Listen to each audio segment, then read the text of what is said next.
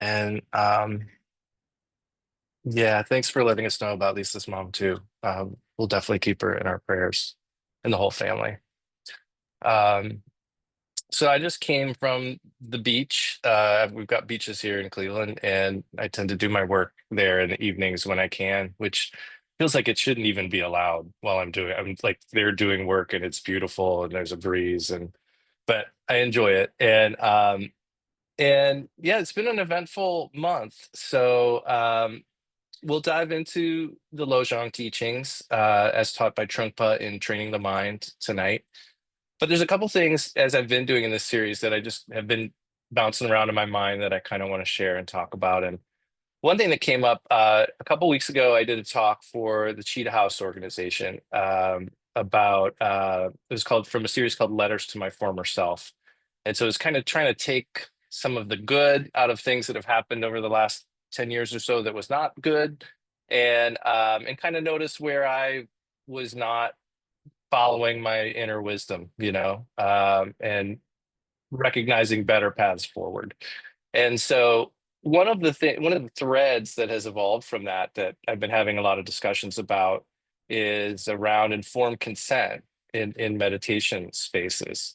And I just want to share a little bit about that because it's becoming something that's like a kind of one of my main things. Like I think there should be more of that. And so what I'm talking about is like, first of all, just like awareness of the fact that there are negative adverse effects of meditation that can happen, and they happen to 1 in 10 people. And there's 59 of them, which is interestingly the same amount as Lojong slogans. I mean, it depends on how you break it down, but that's how in the Varieties of Contemplative Experience study, which is the biggest study around this stuff, they found 59. And so I'm just kind of thinking, how can we take better care of people? There's a book coming out next year called Meditation Sickness, and it will be the first book that is full of translations of all of the Buddhist texts around meditation sickness, or in Tibetan tradition, a lot of times we'll call it lung disorder. And these are things that I didn't know about until I had them, So, like, part of what's been my healing journey is kind of coming around to this idea that, like, I was not taken care of, when I had my adverse effects. And part of the way that I think we can prevent suffering and help beings on their path of Dharma and meditation is by just letting people know that there is the possibility of negative things happening. And so this book is coming out. It's at least it's compiled by this professor named Pierce Salguero, and there's contributions from a number of people who have translated different texts. And I got to tell you, like, I'm happy this volume is coming out, and I hope that everyone checks it out.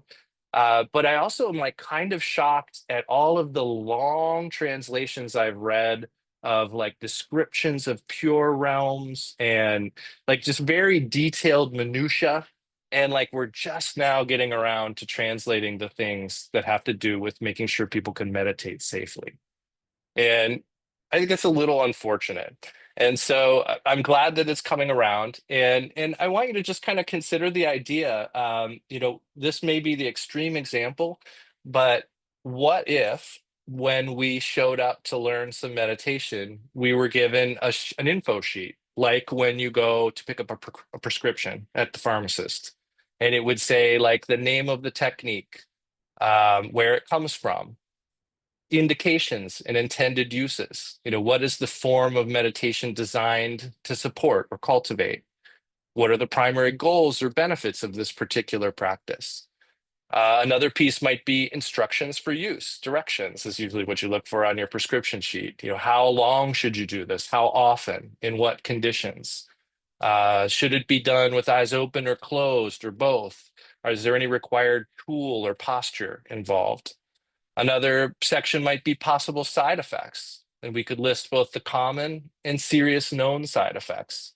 So we can use clear, non-pathologizing language and just tell people, some common side effects that might happen that you just have to work through. but also some less common side effects that if these things happen, you should seek assistance. You should talk to a teacher or discontinue this practice. Similarly, contraindications or precautions. Who should proceed with extra care when we do a practice? What conditions might require modification or professional support? Interactions. What other practices like breath work or fasting or psychedelics or therapy, what things might interact with that in ways that are unpredictable? Also, I think it's something that's pretty easy is to talk about the mechanisms. How does this meditation work? How does it achieve the benefits that we expect it to? We could describe the practice cognitively and neurologically and spiritually. And we may also explain like system one and system two balance, the part of the brain that thinks fast and intuitively, and the part of the brain that part here is obviously like a simplification, but the part that is effortful and thinks hard and uses logic. So, and furthermore, expected timeline of effects. What should we expect in terms of short, medium, and long-term effects? And a clear description of what do we do if distress occurs? What do we do if, like, what symptoms should we watch for? What immediate steps should we take when there's an issue? And when should we reduce, stop, or seek help? Uh, and I feel like these are things that, and there's a few more I've got here on my list, but these are things that we're already doing this with medicine, which is also powerful, and can be powerful things, can do good or they can cause harm depending on how they're used. And I think that something like this, it may seem radical, but I would be really curious to see what a world of meditation with informed consent would look like. And one of the things that's come up for me when I talk about this is, and I just about a week ago finally did the research on this, but a lot of times people will say, well, if you tell people that that anxiety is possible from doing this meditation, will that might just cause them to become anxious. You might kind of cue that sort of a thing. And some of the things I found as I did some research into this is like informed consent in general is considered a right, not like a vibe management strategy, so like just because it may be a little bit of a downer to talk about the negative parts, that doesn't, I think that if we act on that, like wanting to control the vibe and keeping it positive, we're kind of infringing on people's rights to know. Similarly, there is not a lot of evidence that I mean, there is evidence for priming. When you hear something, then it may be more likely to recognize it later, but there's not a lot of evidence that that will happen. And in fact, we can mitigate that effect when we frame as information, like we're just sharing this information. And a lot of times fear that arises from adverse effects of meditation or any adverse effects is that something is going wrong and we don't know why. So a simple heads up about things that are possible creates safety and not necessarily panic. And similarly, not naming potential adverse effects doesn't prevent them. It just isolates the person who experiences them. And this is the part that really kind of makes my heart ache because I'm sure we've all seen people show up at our centers and we meet them and they're wonderful, and then we just don't see them again. Now, I don't know that those people had adverse effects or not, but I have a hunch when people have a negative reaction to a practice, they're probably just not going to come back. They're probably not going to come back unless they've been explained what could happen and how to deal with it and to seek help. But I think a lot of times people leave centers because something maybe just doesn't sit right and they weren't told that that's a possibility or that there are avenues to work with it. So that isolation that can occur when we don't tell people things that can go wrong is something we can prevent. We can reduce suffering that way. Similarly, another interesting note that somebody made online that I thought was funny is people are already primed for the positive effects of meditation, and that doesn't stop adverse effects. Um, Similarly, and so what this person said that I thought was funny is they were saying that like if the wellness industry's relentless positivity could have like caused all, it's so positive. All these things are good for you. This will bring you tranquility and serenity and happiness. We would have had all of our problems solved already, because of that priming. But clearly that doesn't work. Similarly, transparency builds trust. It doesn't build fear. Transparency builds trust. And the best way to support people is to empower them and not to protect them from the truth. So when something hard arises, they can remember that we told them what to expect and that they're not broken and that we can help them. So when we talk about the potential adverse effects of meditation, we're not causing anxiety. We're giving context to people who could very much use it. So naming possible experiences doesn't cause them. It gives meaning and context and a pathway forward that keeps them connected to the Dharma and keeps them connected to the communities where we want to help them.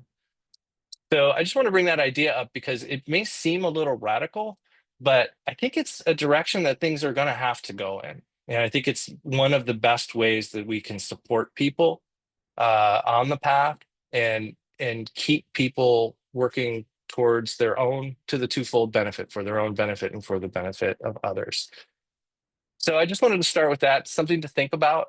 There's information. Now, one other thread here is the idea that an experience, whether it is positive or negative, it's the positive or negative is not inherent in the experience, right? Like we, whether that experience is good or bad has a lot to do with how we respond to it. And this is something Khenpo Karthar Rinpoche would often say when we would go to him and ask about our experiences in meditation. What I clearly remember him saying was, could be good, could be bad, probably best to just think of it as neutral. And the idea being that if you have an experience that feels really good and you get attached to it and you want more of it, then that becomes an attachment. And then it was actually whatever it felt like in the moment actually is now negative. And similarly, if we have a negative experience and we are able to let go of it or learn from it, become better practitioners because of it, then that negative experience is transformed into a positive experience. So I do very much agree that there is no inherent good or bad in an experience, but we need to understand those experiences in our own context in order to make use of them on the path. So yeah, just something to think about because I feel like that's the direction that things should move in, and it's going to be part of if I can make even a little bit of move the needle even a little bit on that in my lifetime, I'll be happy. So let's dive in and do the prayer of refuge. Probably should have started there, but I will share screen and we're going to do once in English, once in Tibetan, and once more in English.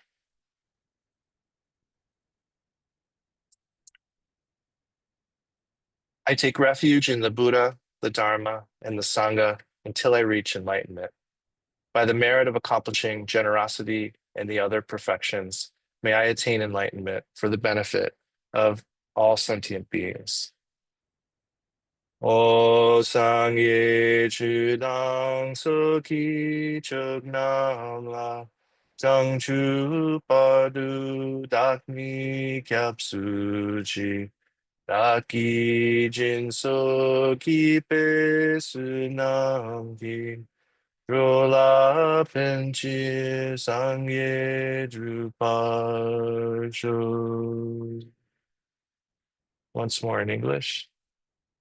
I take refuge in the Buddha, the Dharma, and the Sangha until I reach enlightenment. By the merit of accomplishing generosity and the other perfections, may I attain enlightenment for the benefit of all sentient beings.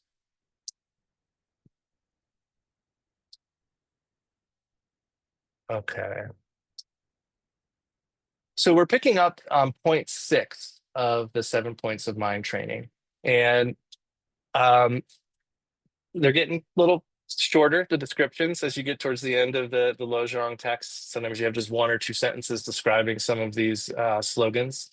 But I'm noticing these themes when I start to put these together. I'll figure I'll only probably get through 6 of them, right? And so I'll kind of look at those 6 and see what may be in common with those 6. What are some overarching things we can talk about? And what came up for me today was around the word practice. And what does that mean? Because practice, the word practice comes up a lot in these six, at least in Trungpa's teachings here. And so I just want to make that word uh, present and make it something to examine for us. Because I think a lot of times when we hear a word again and again, just like doing a thing again and again, we're less mindful of it. Uh, one of my favorite analogies of a friend, I haven't used this in a while, I don't think, but a friend told me this was his favorite analogy about karma. But like I love this analogy of like when you have a desk chair on carpet and you buy one of those hard plastic mats so that you can move the desk chair on the carpet easily.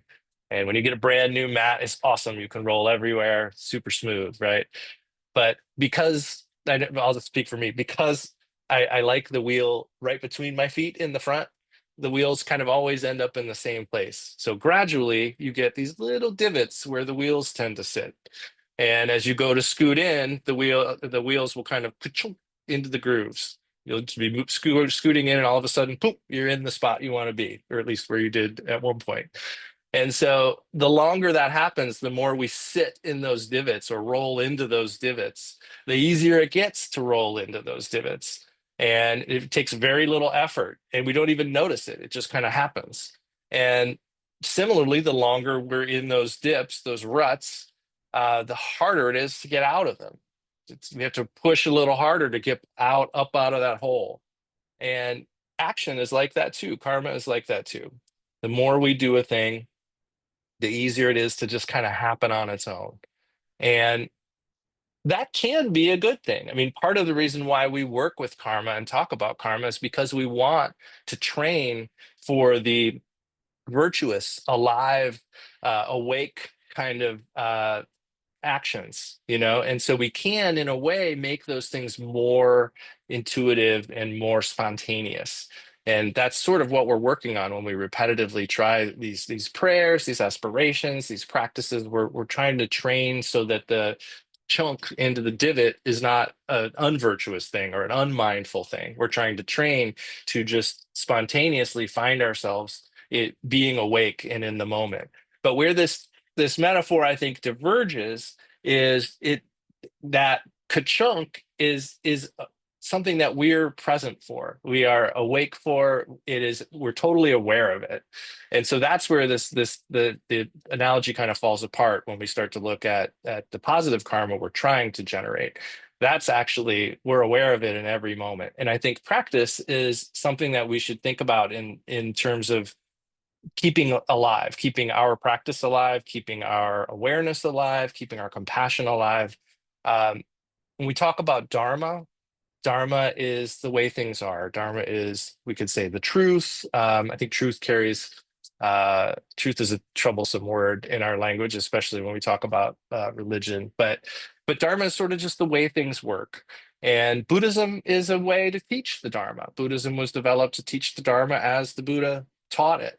And there is a little bit of a difference there. So that's something to also think about, that to know the distinctions between Dharma, just the way things are, and Buddhism, a way to teach the Dharma. And we can teach the Dharma, but Dharma will always be contingent on the individual and the circumstances. And Dharma is interdependent, just like we are. So, an interesting thing that I'm just starting to learn to put to words and concepts here is how the things we learn in Buddhism are remedies. And this is stated all over the place. Buddhism is remedial, it is a remedy to wrong thinking. So when we get a teaching in a Buddhist teaching, it is like some form of remedy, kind of like some form of medicine, some form of pharmaceutical. And I mean, it's not exactly pharmaceutical, but you get my point. And so the idea is that like it's got a use and it's countering something to try to bring us back to this state, this innate state of wisdom and compassion. And so when we hear a teaching, it is applicable in a circumstance.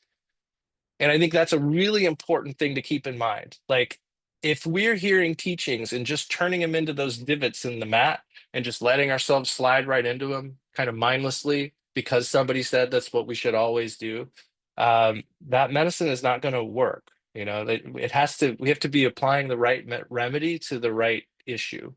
And so practice is alive. Practice is inquisitive. Practice pushes our limitations, but within safe bounds. Practice takes effort, but it doesn't necessarily take effortful effort. Sometimes it's just allowing ourselves to diverge from a habit.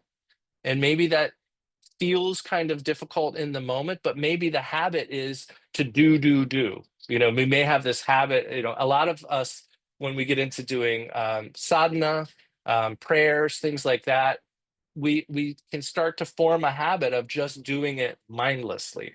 And we're just chanting a thing or visualizing a thing, getting through our however many malas of mantra that we do. And that's not the goal. So sometimes practice is breaking a habit, and that habit might be unmindfulness in our dharma, even in our Buddhist practice. So I want to just highlight that word again, and encourage you to think about what it means to practice dharma, because i would I would say that doing the practice that you've been told to do at some point again and again and again without assessing where you are in a given moment is not really awake. And Buddha, the root word means to wake up, to be awake. Buddha is the one who woke up. So I think we need to start to engage practice as something that's living and able to shift and change and adapt. And that's why through the course of this series, I've often walked through the window of tolerance with you all, the idea of checking in. So there's actually a three-step practice that I use, which is a check-in with the window of tolerance. I'll go over each of these again briefly too. A check-in with the window of tolerance, intention setting, and then action. And action is whatever practice you do, whatever things that you've been given or prayers you enjoy. And so the check-in is where we start. The check-in is, to me, is kind of like creating a moment of openness.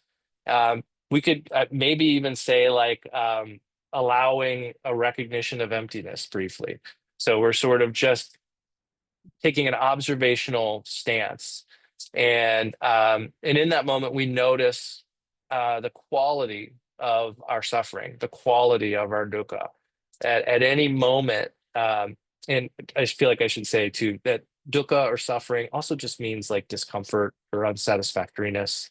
So if you just check in, like let's do a quick check in right now. So like I think a good place to start is to just notice: are you feeling a little tight or a little loose? Are you feeling a little agitated or like a little bit dull? And just take a second and notice like what's the flavor, of your suffering in this moment.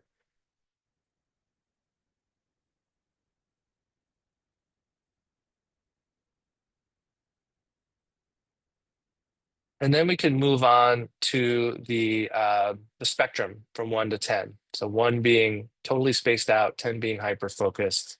Uh, See if you can find a number for where you are. 1, the most spaced out you've ever felt. 10, the most hyper focused. Can you find your number?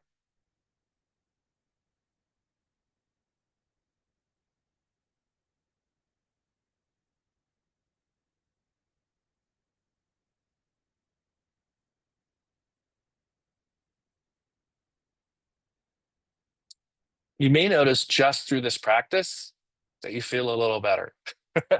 I do. Usually just doing that simple check-in is a way to kind of become more awake. And it's funny because I just recalled the other day that one of the really profound or sticky teachings I received from Rinpoche was around letting the mind flop. Like he would say, like if you just want a quick practice, if you're at work and you're busy and you just want something you can do, just let the mind flop, like when you get home from a long day of work and you just flop down on the couch.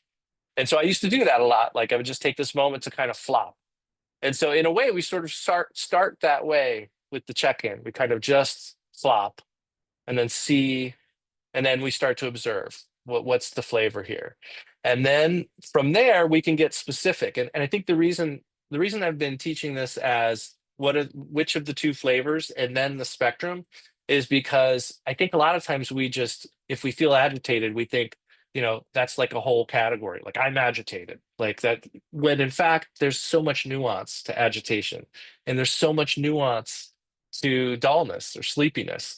And so it's been really helpful for me to notice sometimes that, yeah, I feel a little agitated, but not that much. I'm like at a 6 or a 7.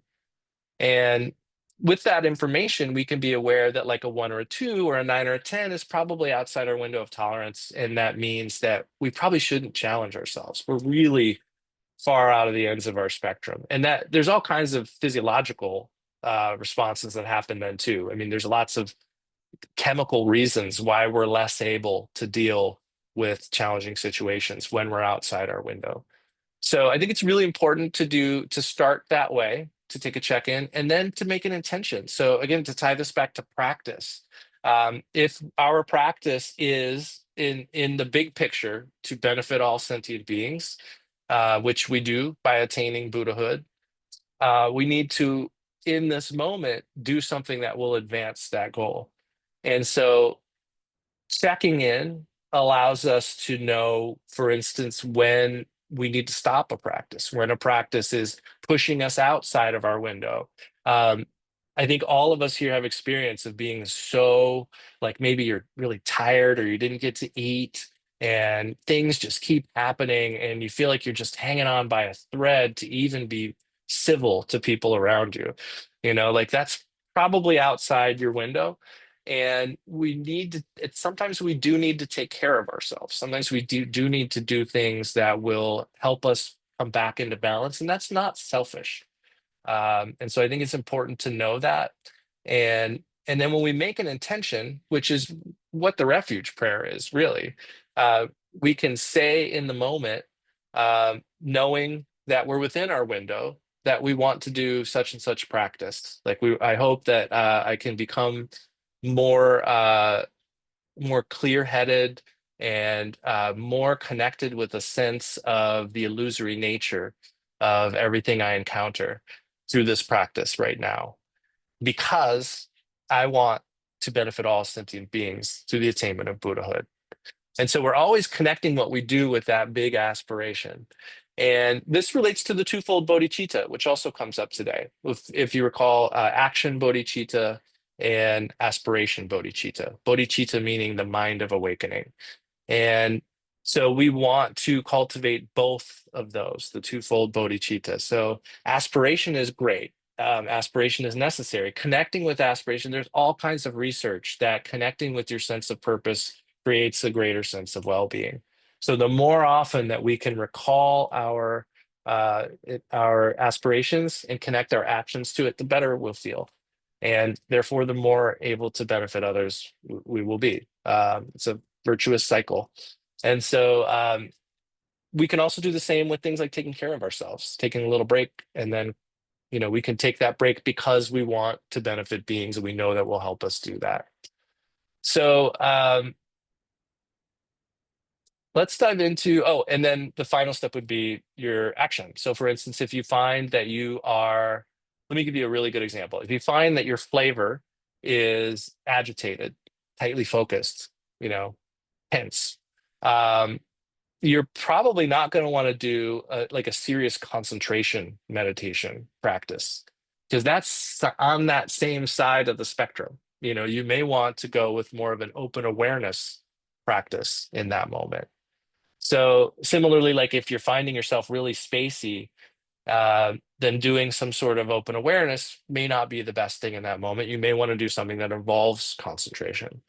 So having that awareness of where we are is so crucial right in the beginning. And I think that moment of openness and identifying the quality of that moment is so crucial to our practice. It's so crucial to know what to do next, to know when to stop, and especially in our daily life practice, especially in our interactions with other people. So this is I talked about it for 10 minutes, but like it's a super easy practice to do quickly. And so let's jump into some of the slogans for today, because some of these will relate to what we're talking about. So we are on point six, the disciplines of mind training. And where's my slide for today? Okay, so we are at slogan 35, which is don't try to be the fastest. Trungpa Rinpoche says about this, when practitioners begin to develop their understanding of the Dharma and their appreciation of the Dharma, they sometimes fall into a sort of racehorse approach. They become involved with who is the fastest, who can understand the highest meaning of Mahamudra or the greatest meaning of Tantra or the highest idea of ultimate bodhicitta, or who has understand any of the hidden teachings. Such practitioners are concerned with who can do their prostrations faster, who can sit better, who can eat better, who can do this and that better. They are always trying to race with other people. But if our practice is regarded purely as a race, we have a problem. The whole thing has become a game rather than an actual practice, and there is no seed of benevolence and gentleness in the practitioner. So you should not use your practice as a way to get ahead of your fellow students. The point of this slogan is not to try to achieve fame, honor, or distinction through one's practice. I think that one is pretty self-explanatory. And I think it's probably worth reflecting with all of these when these things pop up. I mean, all of these slogans are there for a reason. And I think I can say with pretty much certainty that I've done all of the things that are proscribed in these slogans at some point or another. So I think even if something like that seems a little self-explanatory, it's probably worth looking at how that might manifest in you. So, for instance, you may not consciously be thinking about doing something better than someone else. You could also be just trying to beat yourself, like I didn't do as much meditation yesterday, so I want to do more today. When in fact, what we should be connecting with is, are we matching our actions with our aspirations? Are our actions advancing our aspirations in the moment? So it's worth examining with each of these, whether and how they manifest for us. And then we move on to number 36, don't act with a twist. Trungpa says here, acting with a twist means that since you think you are going to get the best in any case, you might as well volunteer for the worst. That is very sneaky. You could act with a twist in dealing with your teacher, your students, your life situation, everything. You could pretend to be a completely benevolent person who always takes the blame, realizing all along that you're going to get the best. It is quite straightforward, I think.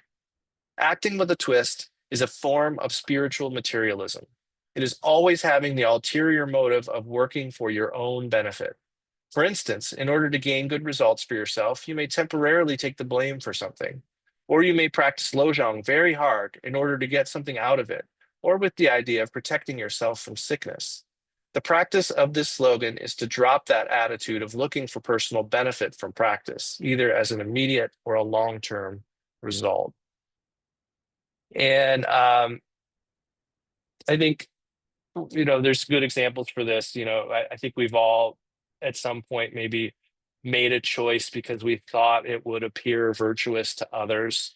Um, Really, we're trying to lift ourselves up in that moment. There's a famous parable about a monk who had a higher monk coming to visit his house, and so he decided because of that he would clean up his shrine and do all these amazing things to his shrine so that the teacher would be impressed when he got there. And when he realized that, when this person who was cleaning up the shrine realized that they were doing that so that they would look good themselves, they threw a bunch of dirt on their shrine, which seems like an awful thing to do, but the teacher recognized like that was the best thing to do in that moment.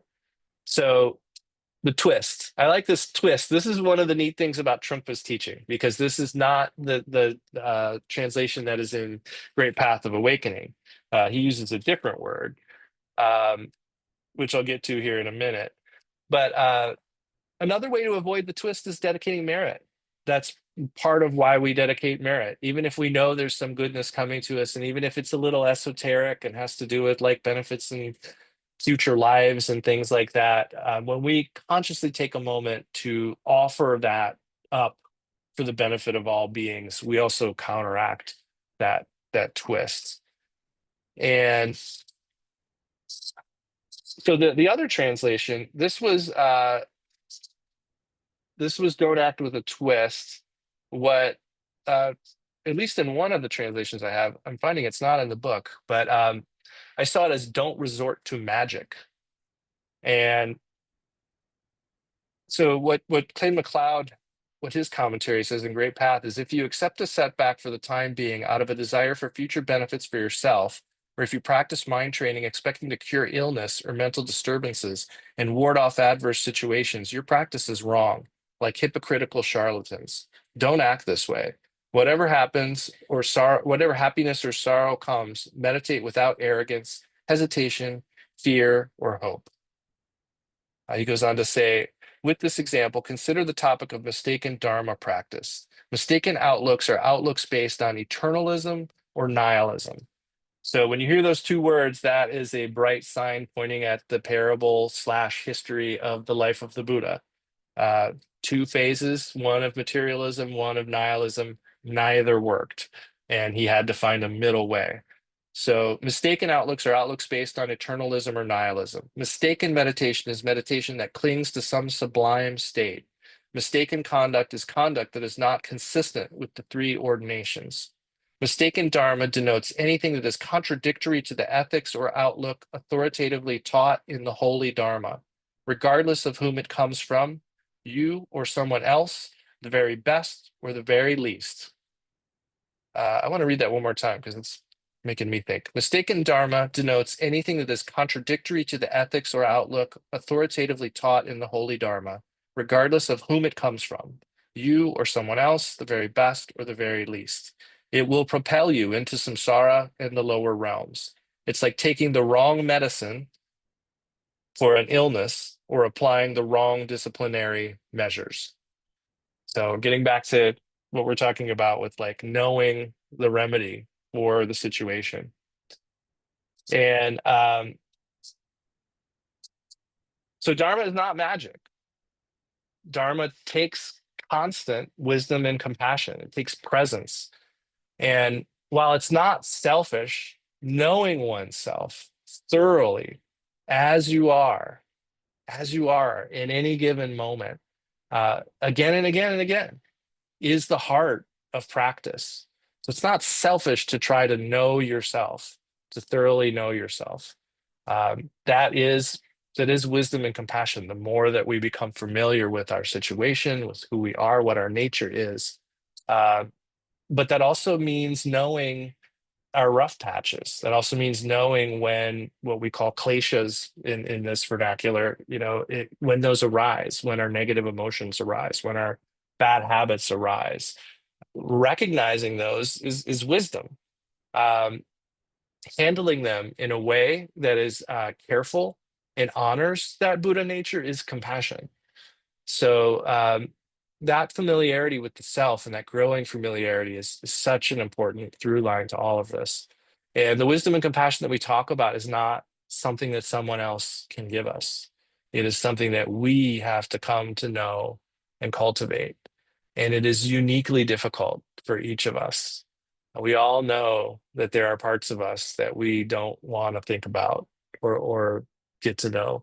And there are certain areas that if we discuss them or remember them, we all of a sudden become very vulnerable in one way or another. And I'm not saying you have to dive headfirst into those things either. Watch your window of tolerance, right? But we do need to come to get to know ourselves better and better and better. And that means getting to know the good and the bad. Not in an inherently good or bad way, but what things are serving our aspiration, what actions and thoughts connect and support our aspiration. And our next slogan is number 37, don't make gods into demons. Here Trungpa says, this slogan refers to our general tendency to dwell on pain and go through life with constant complaints. We should not make painful that which is inherently joyful. At this point, you may have achieved a certain level of taming yourself. You may have developed the tong-len practice of exchanging yourself for others and feel that your achievement is real. But at the same time, you are so arrogant excuse me, you are so arrogant about the whole thing that your achievement begins to become an evil intention because you think you can show off. And that way, Dharma becomes adharma or non-Dharma. Although your achievement may be the right kind of achievement, and you may actually have a very good experience, if you regard that as a way of proving yourself and building up your ego, it is not so good. And I think this is where karma connecting karma, well, how do I say it? Connecting actions with results is so important.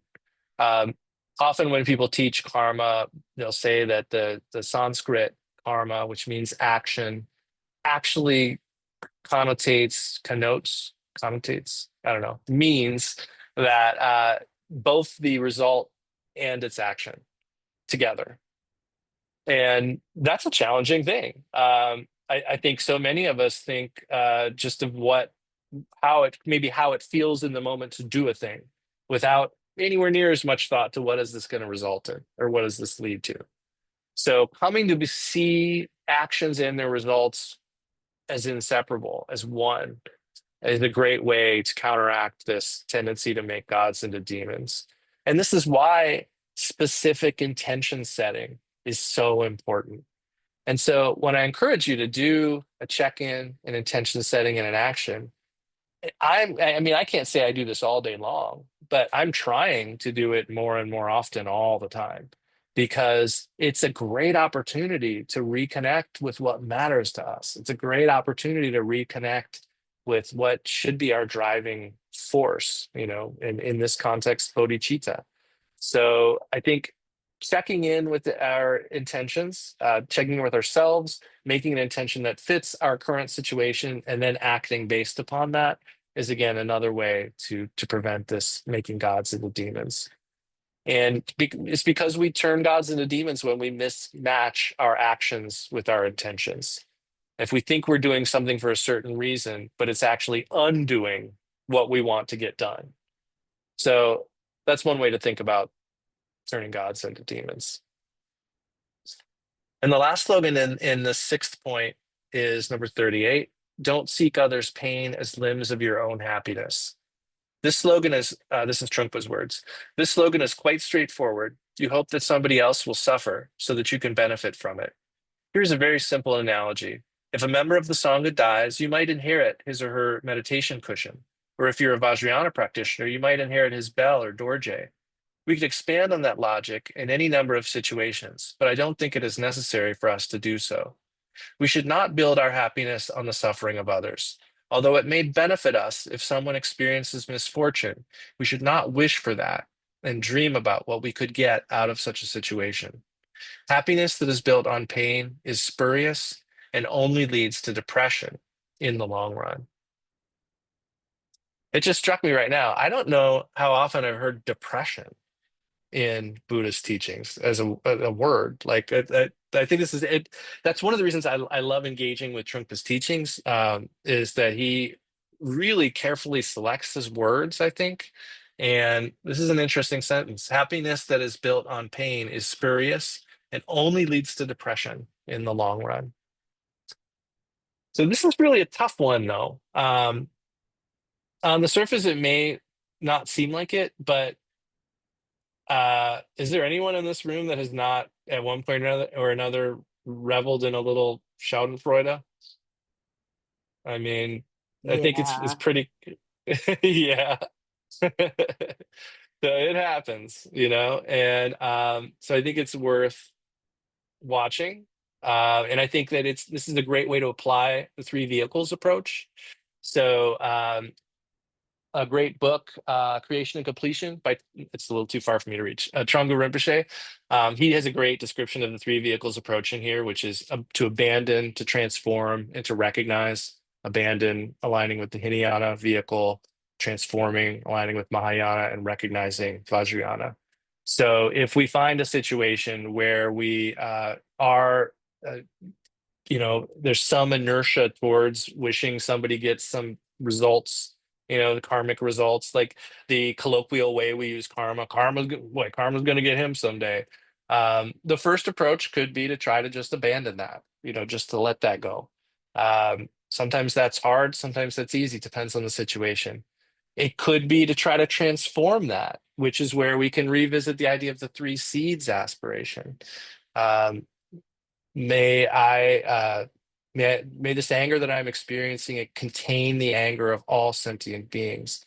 Through my working through this moment of anger, may I and all beings be free of it. This freedom from anger is what the enlightenment is. So that three seeds aspiration is one way we can start to transform when we have these feelings that we're a little embarrassed about.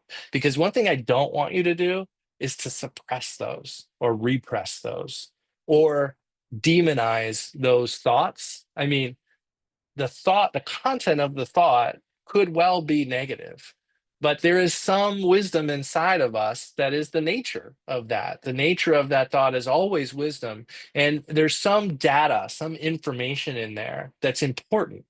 It's always important to be aware of these things. So transforming that sort of a situation is a great way to not demonize what is actually our nature. And so that's the second, the Mahayana approach. And then recognition is the third approach, which is really just recognizing like we could say the threefold bearing, that all form is the deity or our guru or Chenrezig or Buddha. All sound is mantra, and the nature of all thought, though not necessarily the content, is enlightened mind. And so there's three different ways to approach that kind of a thing if we find ourselves starting to revel in some misfortune of other people. And I think we might stop there for today, and then we'll have some time for some dialogue. And then next time we'll get into point 7, and I imagine we may get through it. Probably not, but yeah. So I'm curious to hear. First of all, I'm a little curious about if anyone has any thoughts on informed consent one way or another in meditation spaces. I said a lot about that in the beginning, and it was a monologue. I'm curious if you all have any thoughts. Well, I Yes, think this Bruce. addresses a couple of things that have come up. We noticed in our own Sangha, and I've heard it in teachings where someone will say, I've started meditating, but I'm fear, some sort of anxiety comes up. So, on the one hand, it's good to say, okay, this may happen. Um, but it also means that we need to be able to steer people to some means of addressing it. The other thing is, I wouldn't want to engage in this without uh, some direction from headquarters. So, Yeah, I agree. Yeah. Yeah, another thing that comes up sometimes is people say, and this is an interesting. And there's a lot of things that are interesting about this, but one of them is: do we take on a bunch of liability when we tell people these things? Like, are we all of a sudden liable for them because we've named them? And the people I've talked to about this who've done a lot more research than me say it doesn't make you more liable than when than not saying anything. But one thing, like I said, it's interesting though because people we've known about these things, and I can tell you, and I'm not happy about this, but I can tell you that some of the conversations I've had um, about my adverse effects are met with a chuckle, and often there's something that's stated about like, well, yeah, there's lung disorder is something that is talked about in our texts. And I'm like, okay, well, can you tell me about it? And I think that happens. I think you bring up a really good point, which is I don't think there is a pipeline or a way.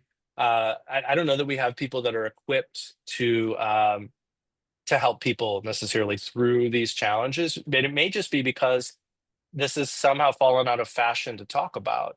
And it hasn't always been that way, but I think that is a maybe a blind spot where we can grow and help more people.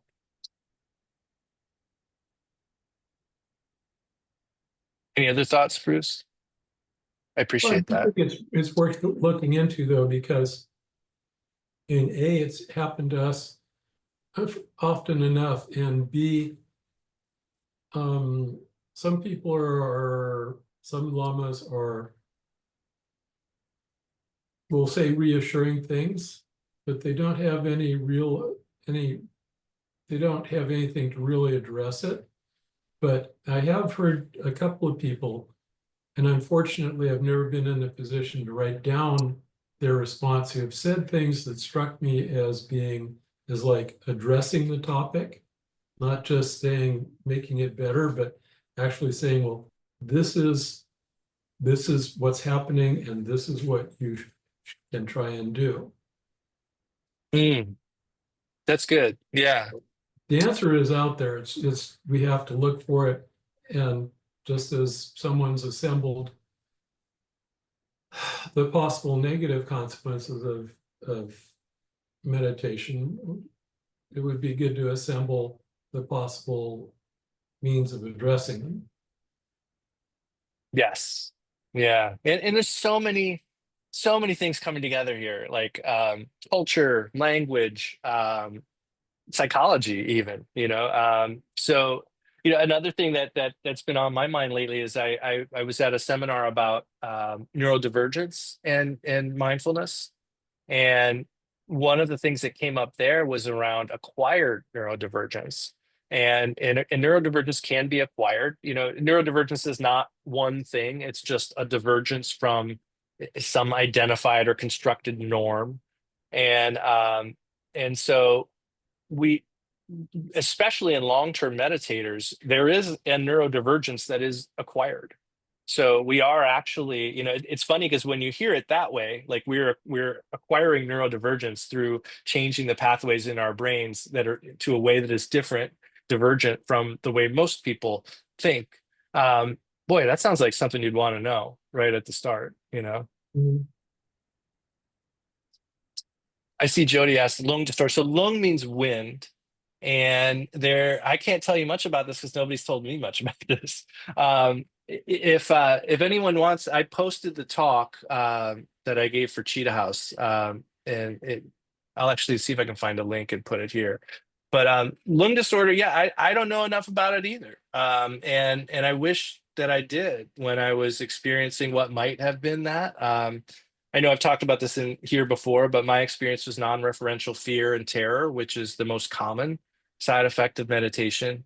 And I didn't even know it was a thing when I experienced it 9 years into my meditation during a 3-year retreat. So I think that that lung disorder, I mean, what it is has to do with the channels and the winds, things that I'm not really qualified to teach, but has to do with the winds getting in the wrong places or something. And that is, I guess, in the Tibetan medicine, how they would describe the situation that is accompanies or causes distress in meditation.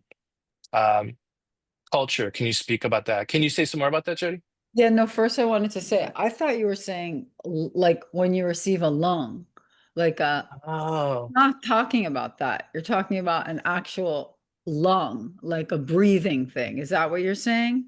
Lung. Well, I think there's a coincidence in the word. I don't think the word actually means wind. Yeah. So it doesn't. I don't think it means lung. But yeah, I guess there's something to. But in the tantric practices, the wind is like an energy, and it moves through channels in the body. Yeah. No, lung. It's like when you receive an empowerment, you receive the lung, right? Same word. Yeah, because it's the wind of Oh, the text. okay, that was confusing to me. All right, I get it. Yeah. Same word. Yeah, for sure. I was talking about culture in cultural terms because I was thinking when you were saying you were having these adverse effects in retreat and when you were in your 3-year retreat, you were surrounded by the Tibetans, right? They were all your teachers. So my what I would think about is they're just like, what do you mean? Like they look at the Americans like, what do you just meditate? Just like sit there for 7 hours and just do your meditation. And to them, that's what they grew up with and what's so natural to them. Whereas for us, it's definitely harder. And I mean, I know because I've talked to like my Tibetan teachers Nepalese and Tibetan teachers, and they're like, they understand, but not like their answers are like, okay, just do it, you know?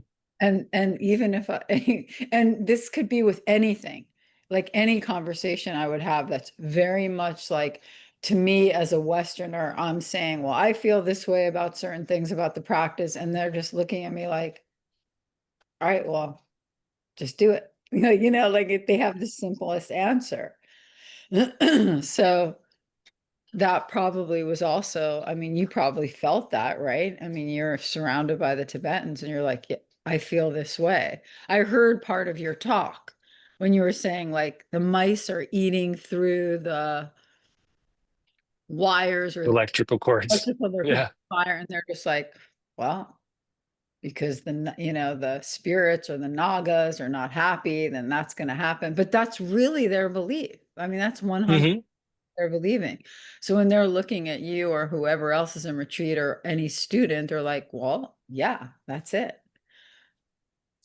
So we're here practicing our practice and the Buddha Dharma and doing our practices and as Westerners. So it's like a whole different groove sometimes, you know?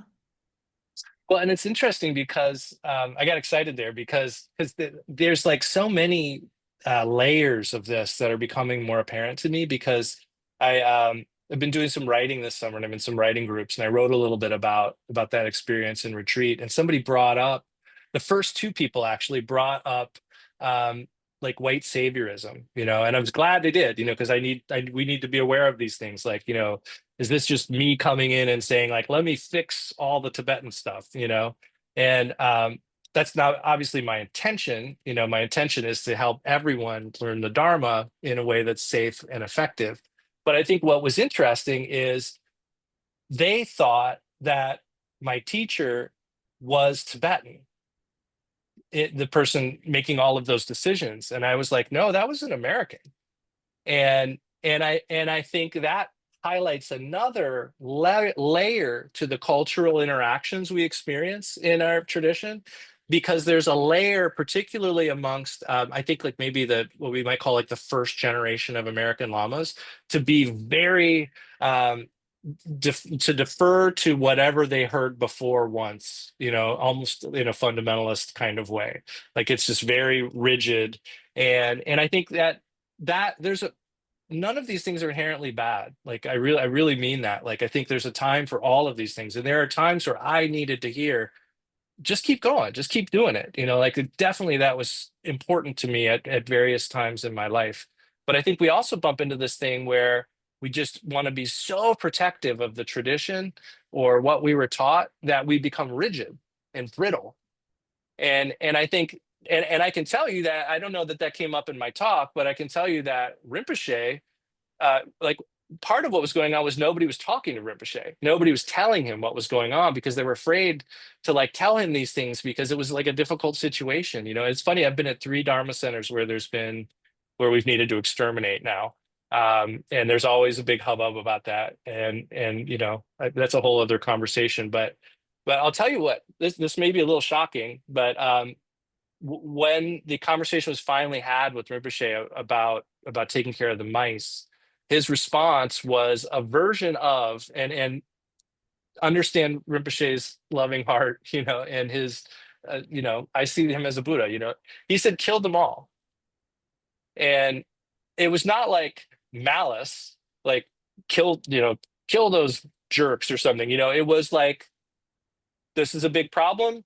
We're in the US. We have a building where people train in the Dharma that could be easily die in their sleep or in their rooms because no one's walking around the house. Like there's all kinds of reasons where this is a super hard and very unfortunate decision, but this is what we need to do, and it's something that had to happen. And we did a lot of practice around it, like when we did it at KTC, it was the same kind of situation. We had to ask, and Rinpoche was like, you have to do what you have to do. And we did pujas and we asked them all to please leave. And so I think it culture is obviously a big factor that we can work on in order to connect better with the lineage. I think there's a lot that we can do to have a more authentic experience of the Karma Kagyu tradition in a Western context. And I don't want to throw baby out with the bathwater here at all. But I think that we have a situation sometimes where we only like look to others to make the hard decisions. Like, this is a hard decision, we should ask somebody up the chain. This is a hard decision, we should ask somebody up the chain. And sometimes you have to just act. And I think that, you know, some of the insight of our teachers is that they're willing to make hard decisions, and they're willing to say things and do things that need to be done. And we just don't have the karma for easy decisions. That's the way I look at it. Like, that's part of the rub of being who we are. We don't have the karma that gives us easy decisions. We have to make hard decisions. You mean we as Westerners are saying? We as humans. We as humans, right? Got it. Yeah. And so we're all just doing our best with these hard decisions, you know, and some of it is like, I'll just go with what I heard 100 times at the monastery, you know, or it may be, well, I'll just go, I'm an American, so I'm going to go with what we do in America and neither of those is on their own the right answer. Like, there has to be some synthesis and some application within the context, but yeah, hard decisions are just that's just what lies ahead of us until we make it out of this cycle of suffering. Daniel? Hi, everyone. Can you hear me okay? Yeah, how are you? Good, thanks. I want to mention something about lung disorder. I was talking to one of the most well-known Tibetan doctors in the US, and she was telling me like a sign of lung disorder is when you can't calm down. You're just Mm-hmm. constantly feeling like a pull. You're sitting on your cushion and you're constantly feeling you need to go somewhere and do something. And I remember a Lama once said, like almost all people that work in corporate world, Americans have a slight or major lung disorder. I've heard that too. And things like a lot of sugar, a lot of caffeine can exacerbate it. So, yeah, I mean, I still have that feeling like meditate, I got to do this, this, and this. So that can be a sign of a lung disorder. And I think it was Mingyur Rinpoche said, Americans are way overstimulated and don't know how to sit. And Asians are way too sitting and don't know how to get up and go do something. I think that bears itself out in my experience to a certain degree, for sure. Right. Yeah.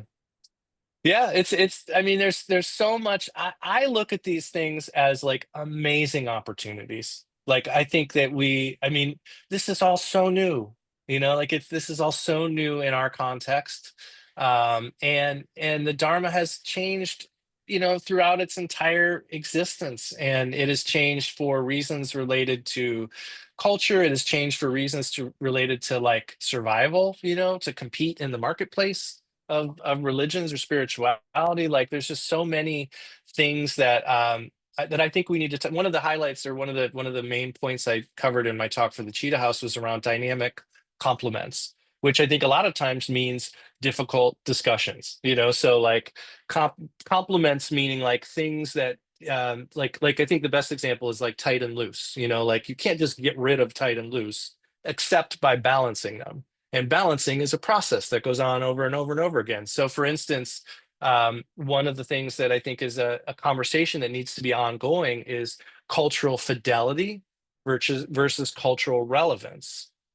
Like, it's a tough conversation. There's no final answer. There's just repeatedly trying to be act with wisdom and compassion, trying to be aware and compassionate in the moment to make the best decision in any given circumstance with any given person. Another one is market-driven programming versus mission-driven programming. You know, are we offering the programs we're offering because people need this empowerment? Like, is this an empowerment that we want people to do here and start doing the practice? Or are we offering this because we know we'll raise a lot of money for the center, which is also good. You know, like there's a number of these types of things. And another one, honestly, that's been coming up for me a lot lately is cultic language versus empowerment language. I'm saying cultic, like cult, because there are a lot of ways that things are translated or told in English that sound a whole lot like occult stuff or cult stuff. And that, I mean, that's any religion, not just Buddhism or Karma Kagyu stuff, but there's lots of ways we can speak that sort of claim authority for the organization as opposed to the individual. And there needs to be some of that, but there also needs to be a balance. And so I think some of these things, I think, you know, kind of where I'm going with my life and teaching is like, we need to highlight these things. We need to get into these conversations. And Brene Brown, I haven't read a ton of Brene Brown, but like one of her books, I know she talks about like rumble. She uses the word rumble. Like, let's have a rumble. Like, let's get in there and get our hands dirty and talk about this stuff that is difficult, you know, and let's stay in that state of a compassionate rumble, you know, like let's just keep at it. And so that's that's another way to say where we started today, really, like to bring it back around. Like, we should always be thinking about things. I don't mean like actively thinking, but we should always be aware of things and examining things and cultivating our wisdom and compassion in every moment. And that doesn't happen through shutting down and doing the same thing over and over and over again. It doesn't happen through hiding facts from people. It doesn't happen through you know, anything that isn't engaged. So part of, I think, an applied practice of Dharma now needs to move into like the way we interact in our centers and with our people and with you know, with people of all cultures. Nobody's right or wrong, but we need to be talking about these areas where there is a dynamic tension. We could even call it a harmonic tension, you know, like that a guitar string plays because there's a tension there. And I think that our centers and our practice are the same way. So thank you for the dialogue. And I hope that that there are some things tonight that you can put to use in your formal practice as well as your applied practice. Recall that your applied practice is most of your day. So if you're going to put an emphasis on making sure you get some practice in, formal practice is great, but you're going to do a lot more of that applied practice. So keep that in mind. And if there's anything I said tonight that is incorrect, I take full responsibility for that, try to do my research and share only things that I know to be true or helpful. But if anything tonight didn't land that way, I apologize. And I pray that all of you are safe and healthy and that we can have peace and harmony. And that starts with us and how we treat ourselves. So with that in mind, I will share screen so we can do a dedication.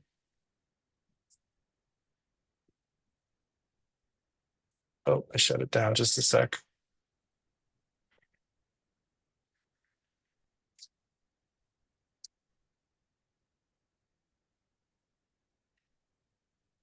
There we go.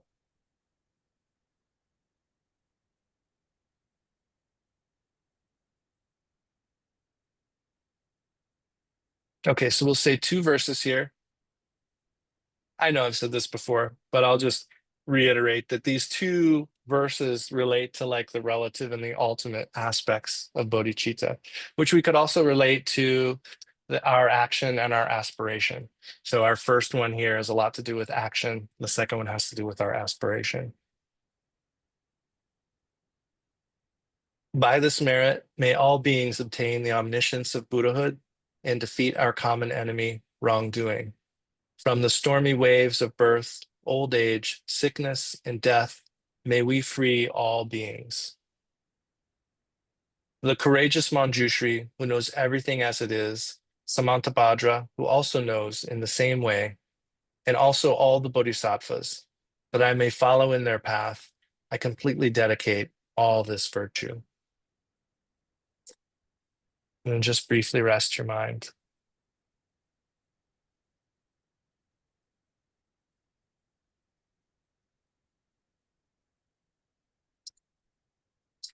Okay. Thank you, KTC SoCal. I love you. Thank you. We'll see you soon. Take care. Bye. Bye.